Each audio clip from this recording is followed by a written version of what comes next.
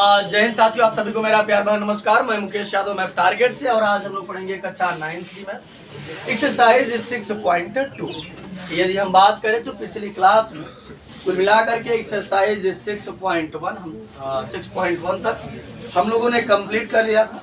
तो जो बच्चे नहीं पढ़ पाए हैं उनके लिए सजेशन यही है कि यूट्यूब पर जा करके वो वहाँ से जो है जैसे जैसे वीडियो कंप्लीट होता चला जा रहा है, सभी को मैं प्लेलिस्ट में मेंशन करते जा रहा हूँ।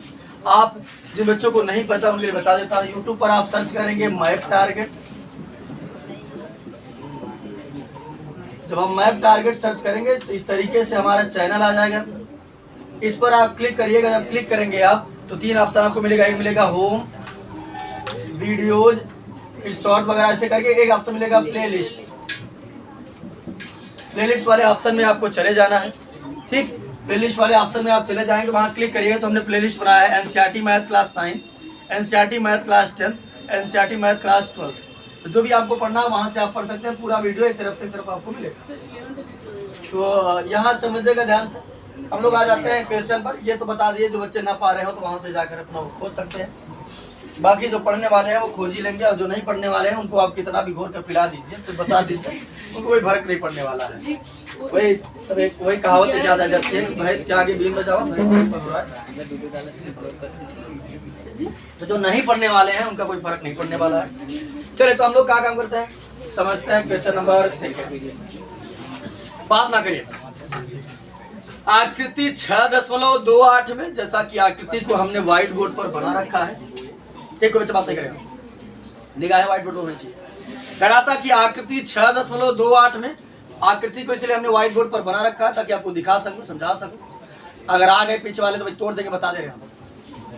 जब बता रहे हैं बात नहीं भिजवा रही है का।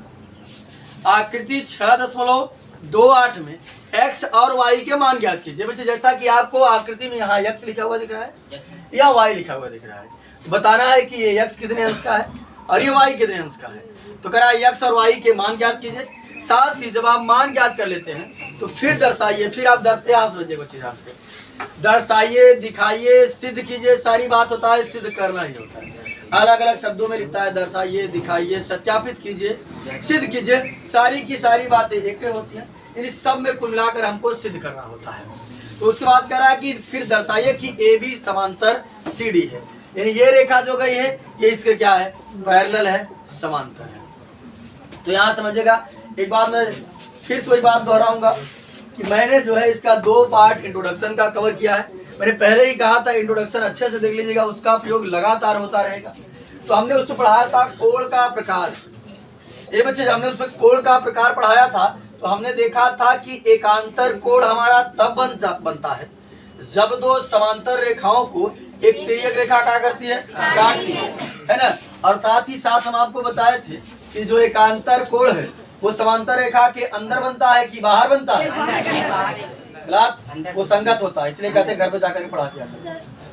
समांतर रेखा के अंदर ही बनता है, एक इस साइड बनता है, एक उस साइड बनता है। ठीक, यहाँ समझिए, समांतर रेखा के अंदर ही बनेगा, एक यहाँ बनेगा, एक। तो यदि बच्चे मैं अगर एकांतर कोण इसको दिखा दूं कि ये और ये एकांतर कोण का काम कर रहा है, जैसे मेन आकृति में आ जाते हैं, यानी इसको और इसको यदि मैं एकांतर दिखा दूं और ये बता दें एकांतर कोण आपस में क्या होते हैं, बराबर होते हैं। अगर मैं इस कोण और इस कोण को बराबर दिखा दूं तो ये एकांतर का काम कर जाएगा, और एकांतर का काम अगर कर जाएगा तो ये और ये किसका काम कर जाएंगे, समांतर। क्योंकि हम जानते हैं कि एकांतर कोण तब बनता है जब दो समांतर रेखाओं को एक तिर्यक रेखा काटती है। इसका मतलब अगर ये एकांतर कर रहा है ये क्या होंगी, आपस में समांतर होंगी, तभी तो एकांतर बना, एकांतर बनता ही नहीं। तो पहले आप समझिएगा, इसी बात तो हम बाद में करेंगे। पहले फर्स्टली हमको क्या करना है, सबसे पहले हमको x और y की वैल्यू फाइंड करनी है। क्योंकि हमसे ये भी पूछा गया है कि आप x और y का मान निकाल दीजिए। तो पहला प्रयास हमारा होगा कि हम x और y का क्या निकालेंगे बच्चे, मान निकालेंगे। अब यहाँ समझिए, इसके पहले यदि हम बात करें क्वेश्चन को तो हम लोग लिखते थे विधिवत, ये हल दिया है, सिद्ध करना है या ज्ञात करना है उपपत्ति। ये बच्चे यदि इसमें प्रश्न को पढ़ूं, यहाँ पर हमें कुछ दिया नहीं गया, बस आकृति बनाकर दे दिया गया है, बस बाकी हमसे सब पूछा ही गया है। दूसरी बात ये, इसमें अगर मैं सिद्ध करना लिखूं, एक बार तो कह रहा है कि सिद्ध करिए कि AB समांतर CD, ये कह रहा है। उसके बाद इसी में कह रहा कि x और y के मान भी ज्ञात कीजिए। तो अब अगर मैं हेडिंग बनाऊंगा तो क्या बनाऊं, ज्ञात करना है कि सिद्ध करना है, क्योंकि दोनों क्वेश्चन इसमें कहा गया है, इसलिए हम लोग इसको क्या काम करते हैं, डायरेक्ट ही सॉल्व करते हैं। हेडिंग नहीं बनती है कि हेडिंग बनेगी हल, उसी में हम लोग इसको क्या करते हैं, सॉल्व करते हैं। तो समझिएगा बच्चे ध्यान से, सबसे पहले मेरा काम होगा x और y की वैल्यू निकालना। जब x और y की वैल्यू निकल जाएगी तो वो देखते हैं अंतर कोण का काम करेगा कि नहीं करेगा, वो बाद में बात करेंगे, लेकिन सबसे पहले हम x और y की वैल्यू निकालने की कोशिश करेंगे। तो समझिएगा ध्यान से, समझो बच्चे ध्यान से। एक ही ऐसे रेखा आवता, ठीक, और एक रेखा ये ऐसे जाता, एकर नाम बा ए और एकर नाम बा बी, दिखा सकते, यानी मैं इसकी बात कर रहा हूं। यहां पर लिखा है 50 और यहां पर लिखा है x। लिखा है कि नहीं लिखा है, ये बच्ची सीधा समझो यार, क्या समझ ये समझ नहीं आएगा, ज्योमेट्री है इस, ये मिलाकर आकृति, जितनी आकृति जबरदस्त समझेंगे उतने जबरदस्त आएगी। मेन फोकस आकृति पर होता है, इसमें डायग्राम दे रहा था, देखा ये सब के देखा था ये बच्चे, हम ही पढ़े हैं कि अगर कोनो रेखा बा ओ पे अगर हमें ऐसे कही जाए तो कितने अंश से कोण बने, रेखा पर कितने अंश से कोण बनता, 180 अंश से कोण बनता। और ये 180 अंश के कोण के क्या कहा जाता है, ऋण कोण, क्या कहा जाता है। तो अगर हम हेया से घुमाई के हेया तक कही दे तो कितना बने, 180 अंश बनेगा, बने। लेकिन ई 180 अंश में कई पार्ट बा, लेकिन ई वाला एक ही है, एक मतलब है 50 और 1 से जोड़ दे तो कितना हो जाए, 180 अंश बन जाए। काहे कि हम जानित है कि रेखा पर कितने अंश का कोण बनता है, 180। तो कुल मिलाकर अगर मैं यहाँ से लेकर यहाँ तक घुमा देता है तो कितने अंश का कोण बन जाएगा, 180 अंश बन जाएगा। अगर हम बच्चे देखें तो ये 180 अंश में कई पार्ट बा, एक ही ई बा, एक ही बा, एकर मतलब बा ई और ई अगर जोड़ दे तो कितना हो जाए, हो जाएगा नहीं हो जाएगा। हम क्या काम करते हैं, लिख देते हैं। ये बात सबको समझ आएगी नहीं, हम जानते हैं कि रेखा पर 180 अंश का कोण बनता है, तो ये भी तो रेखा है, इसको हम थोड़ा समय के लिए भूल जाते हैं, जैसे लिखे नहीं है। ये भी रेखा है तो कितने अंश कोण बनेगा, लेकिन 180 अंश में कई पार्ट है, एक है हमारा 50 और दूसरा का है, इसका मतलब है 50 और 1 से जोड़ देंगे तो कितना हो जाएगा, 180 अंश। तो जोड़ देते हैं, लिखेंगे 50 प्लस x बराबर 180। ये बच्चे तो यहाँ हमको बताना पड़ेगा कि हमने इसे 180 अंश लिखा कैसे, कैसे लिखा, ऋण कोण से, क्योंकि रेखा पर।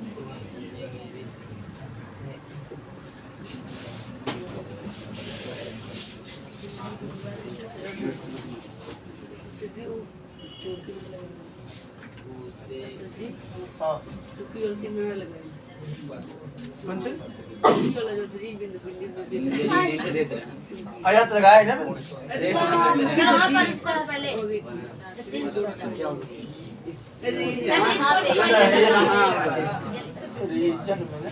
लगा दो। यहाँ रीजन हमने मेंशन कर दिया कि भाई हमने कहाँ से लिखा है, ऋण कोण से लिखा है, क्योंकि हम जानते हैं कि रेखा पर कितने अंश का कोण बनता है, 180 अंश में दो पार्ट था, हमने दोनों को जोड़ दिया तो कितना हो जाएगा, 180 अंश।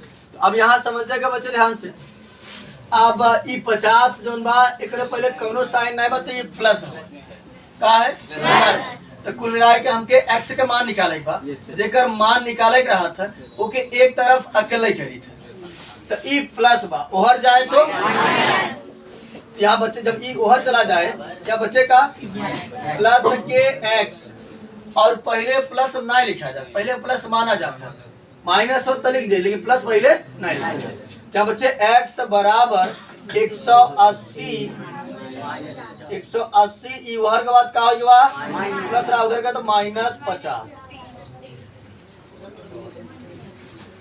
x बराबर कितना हो गया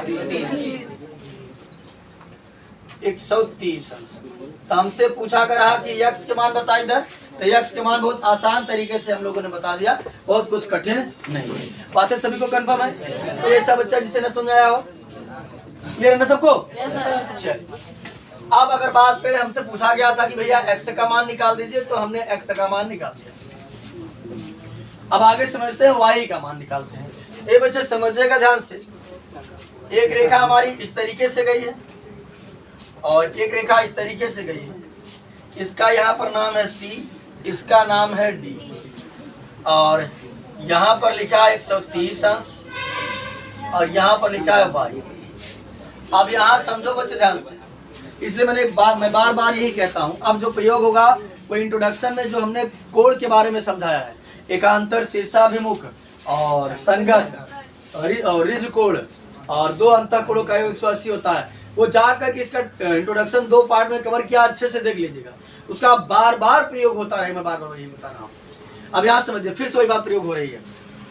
तो देखो यक्ष और 130 संगत कोण से बनना, तो उसमें लिख सकती है। कहाँ संगत कोण से? यक्ष और 130 यक्ष और 130 संगत कोण बनता। तो ये और ये इसका समांतर बता, कहाँ समांतर? वो तो खुद एक बार समांतर सिद्ध करे ना। जब अगर समांतर कहे होता है ना, तो हम क्या करेंगे तब निकाल ली। अगर समांतर होता है, शीर्षाभिमुख से 130 दिखाई दे, ये 130 तो ये 130। लेकिन ये भाई समांतर ना कहे बा तू दिखावा कि समांतर बा ना सिद्ध कहे के। जब अगर समांतर रही होती है तो हमें ये जोड़कर दिखाने की आवश्यकता नहीं थी। यहाँ इसको दिखा देते हैं शीर्षाभिमुख, ये भी हो जाता है 130 और ये भी एकांतर से कहा जाता है। तो हम जानते हैं जब दो समांतर रेखाओं की तिर्यक रेखा काटती है, उसके एक समांतर रेखा के अंदर ही एक इस साइड एक उस साइड का बनता है एकांतर। आसानी से हम ज्ञात करते हैं। लेकिन ये कह रहा है कि x और y ज्ञात करने के बाद आप शो करिए ये क्या है, समांतर। तो समांतर हमको नहीं करना। तो चलिए x को हमने निकाल दिया, अब y की बात करते हैं। तो समझिएगा बच्चे ध्यान से, जब हम बता रहे थे कोण के बारे में पढ़ा रहे थे, तो हमने बताया था कि यदि यदि दो रेखाएं एक दूसरे को प्रतिच्छेद करें, यदि दो रेखाएं एक दूसरे को काटे, उनके आमने सामने जो कोण बनता है उस कोण को कहा जाता है शीर्षाभिमुख। क्या कहा जाता है? शीर्षाभिमुख कोण। अंग्रेजी में कहा जाता है वर्टिकली अपोजिट एंगल। अंग्रेजी में कहा जाता है वर्टिकली अपोजिट एंगल। शीर्षाभिमुख कोण और शीर्षाभिमुख कोण आपस में क्या होते हैं? बराबर होते हैं। इसी प्रकार से ये वाला कोण और ये वाला कोण भी किसका काम करेगा? शीर्षाभिमुख का। और आपस में क्या होते हैं? अगर हम देखी तो दुई रेखा की हर से जाता, एक हर से जाता, इन्होंने दूसरे को काटत है, तो जो नैया बने का बने? शीर्षाभिमुख बने। क्या बने? शीर्षाभिमुख। और शीर्षाभिमुख कोण आपस में क्या होते हैं? बराबर होते हैं। y बराबर कितना हो जाएगा? 130। हाँ, तो ये शीर्षाभिमुख होगा लेकिन एकांतर नहीं होगा। नहीं एकांतर नहीं। शीर्षाभिमुख के लिए हमें समांतर रेखा कहना कोई आवश्यक नहीं है। शीर्षाभिमुख के लिए जब दो रेखाएं एक दूसरे को इंटरसेक्ट करेंगे तो शीर्षाभिमुख बन जाता है। लेकिन एकांतर कब बनता है? एकांतर तब बनता है जब दो समांतर रेखा को एक तिर्यक रेखा काटेगी, तभी एकांतर बनेगा, अन्यथा एकांतर बनबे नहीं करेगा। इसमें देखो 3 रेखा की आवश्यकता का, 2 रेखा में काम चल रहा है, इसमें 3 रेखा की आवश्यकता पड़ती है। ठीक, तो यहां समझिएगा ध्यान से। तो हमें कुल मिलाकर क्या निकालना है? y। ये बच्चे समझिएगा, ये और ये किसका काम कर रहा है? शीर्षाभिमुख का। और शीर्षाभिमुख कोण आपस में क्या होते हैं? तो डायरेक्ट हम लिखेंगे y बराबर 130 अंश। रीजन क्या देंगे? शीर्षाभिमुख कोण से हमने लिख दिया।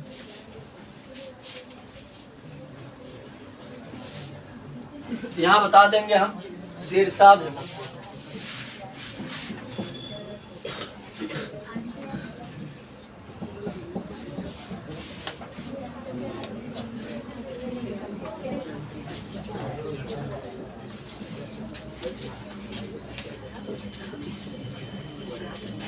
चलिए, पहले हमसे पूछा गया था कि आप x और y का मान निकालिए, तो बहुत ही छोटा प्रश्न था, बहुत ज्यादा बड़ा नहीं था।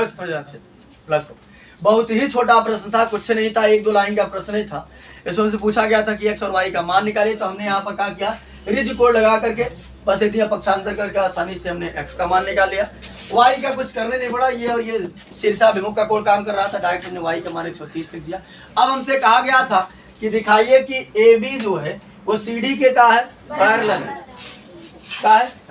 समांतर है। ये बच्चे हम दिखाएंगे यहाँ समझिए, लिख देंगे थोड़ा लास्ट।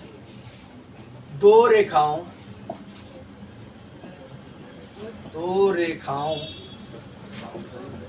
पहले ऐसे दिखा दीजिए। ये बच्चे x बराबर कितना है और y बराबर कितना है, यानी x और y आपस में कहाँ है, लिख देंगे x बराबर y बराबर 100, यानी x का मान भी 130 अंश है और y का मान भी क्या है 130 है। इसका मतलब है कि x बराबर y है, y बराबर का है 130, इन कुल मिलाकर के x का मान भी 130 है और y का मान भी 130 है। ठीक, क्या लिखेंगे, दो रेखाओं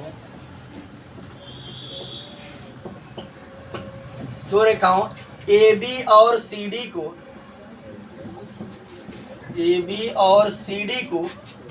एक अन्य रेखा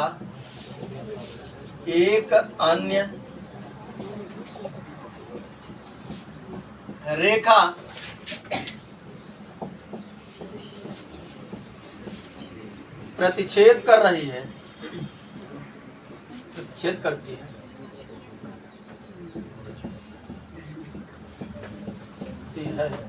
तथा x और y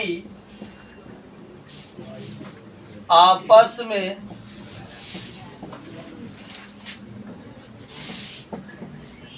बराबर है। ये बच्चे समझिएगा, हमने वही लिखा कि एक रेखा हमारी AB थी, दूसरी रेखा हमारी CD है, यह ना AB और CD। देखो एक AB थी, दूसरी CD है। हमने वही लिखा कि दो रेखाओं AB और CD को एक अन्य रेखा प्रतिच्छेद कर रही है, एक अन्य रेखा इस तरीके से काट रही है तथा x और y आपस में कहाँ है, बराबर है। ठीक, आता है AB समांतर CD, क्योंकि ये बराबर तभी हो सकता है जब ये क्या बनेगा, एकांतर कोण बनेगा। ठीक, जब एकांतर कोण है तो ये और ये रेखा आपस में क्या होगी, समांतर। अगर एक लाइन लिख रहा है तो एक लाइन और लिख रहा हूं, x और y इस प्रकार x और y एकांतर कोण है। एकांतर कोण जब है तो एकांतर कोण बनता कब है, जब दो समांतर रेखाओं की तिर्यक रेखा काटती है। तो लिख देंगे, आता है AB समांतर CD। हो गया, बस हमको यही सिद्ध करना था, कुछ करना नहीं था। बहुत ही आसान प्रश्न था, कुछ था नहीं, 2 लाइन का प्रश्न था, ये तो हमने अच्छे से लिखा दिया, एकदम पूरा एक स्टेप मिस नहीं किया है, ताकि आपको आसान से आसान शब्दों में समझ में आए। कुल मिलाकर के हमसे पहले x का मान पूछा गया था, तो ये बच्चे बताइए, सबसे पहले हमसे x का मान पूछा गया था, तो हमने यहाँ से यहाँ तक दिखा दिया कि भैया रेज कोण बनेगा, रेज कोण मतलब 180 अंश का कोण बनेगा, तो 50 और x को जोड़ देंगे तो कितना हो जाएगा, 180 अंश। तो हमने वही दिखा दिया कि 50 प्लस x बराबर 180। रीजन दे दिया कि हमने रेज कोण से लिखा है। अब यहाँ पर ये प्लस है, पक्षांतर किए तो हो गया माइनस, घटा दिए तो आ गया 130। और इसकी बात करें तो ये शीर्षाभिमुख का काम कर रहा था, हमने डायरेक्ट लिख दिया कि y बराबर 130 अंश। रीजन दे दिया कि किससे लिख रहे हैं, शीर्षाभिमुख। ठीक, उसके बाद समझेगा x बराबर क्या है, y बराबर कितना है 130, यानी x का मान भी 130 है, y का मान भी 130 है। बस इतने में यहाँ समझेगा, चाहते तो हम डायरेक्ट लिख देते कि AB समांतर CD, इतना लिखने की आवश्यकता नहीं थी, लेकिन बाद में आपको ये फैक्ट कैसे समझ में आता, इसलिए हमने इसको हिंदी लिखवा दिया है कि दो रेखाओं AB और CD को एक अन्य रेखा प्रतिच्छेद करे, जैसा को आपको दिख रहा है। प्रतिच्छेद मतलब होता है काटना। ये देखो, एक रेखा AB थी, दूसरी रेखा CD थी, तीसरी इसको इसे आकर के काट रही है। ये देखो, AB को यहाँ काट रही है और CD को यहाँ काट, तो हमने लिखा कि प्रतिच्छेद कर रही है तथा x और y आपस में कहाँ है, बराबर है। ठीक, इस प्रकार x और y किसका काम करेंगे, एकांतर कोण का काम करेंगे। जब एकांतर कोण का, ये बात अब अच्छे से जान लीजिएगा कि एकांतर कोण तभी बनेगा जब दो समांतर रेखा को एक तिर्यक रेखा काटेगी। अगर दो समांतर रेखा को एक तिर्यक रेखा नहीं काटेगी, एकांतर कोण बात करो सभी को। मिलाकर के क्वेश्चन नंबर 1 जो इसका था 6.2 का, बहुत ही आसान था, हमने आसान से शब्दों में इसको समझ लिया है। और जो बचे हुए क्वेश्चन उससे हम लोग नेक्स्ट क्लास में सॉल्व करने का प्रयास करेंगे। तो इस वीडियो में इतना ही, बाकी मिलते हैं नेक्स्ट वीडियो में, तब तक के लिए जय हिंद।